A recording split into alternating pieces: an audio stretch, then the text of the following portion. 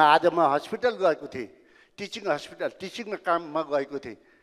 आज पढ्नुहुन्न doctor, nurse पढ्नुहुन्न भन्छौँ हामीहरूले। हेर्नुहोस् है, त्यहाँ जाँदाखेरि नेपालीले 42 लाखमा डक्टर पढ्दो रहेछ, विदेशीले $78,000 तिर्नु रहेछ।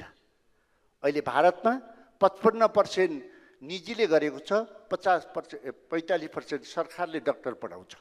त्यहाँ 10 लाख युवाहरूले डक्टर पढ्न चाहन्छन्। चाइनामा त्यस्तो स्थिति छ। चाइनामा 30,000 डक्टरहरू युवाहरू बाहिरबाट गएर पढ्छन्। आज यो देशमा तिमी हस्पिटल गराऊ, तिमीले बच्चा पढाऊ, तर गरिबले पढ्ने ठाउँ अहिले 10% छ।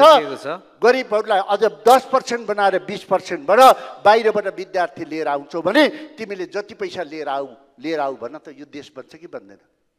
सोचै छैन। जेमा पनि विरोध हो। राम्रा गर्ने मान्छे पनि चिन्ने होइन, नराम्रा गर्ने पनि चिन्ने होइन, मुलुक बन्छ? बन्न सक्दैन। यो मेरो आग्रह हो। अब त बनाऊ। यत्रो देश विदेश पढेको नेपालीहरू हुनुहुन्छ, यति राम्रो नम्बर ल्याएको व्यक्तिहरू हुन्छ, उहाँहरूले ठाउँ पाउनु भएन कि?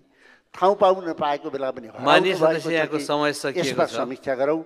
मलाई समय दिएकोमा आभार, धन्यवाद।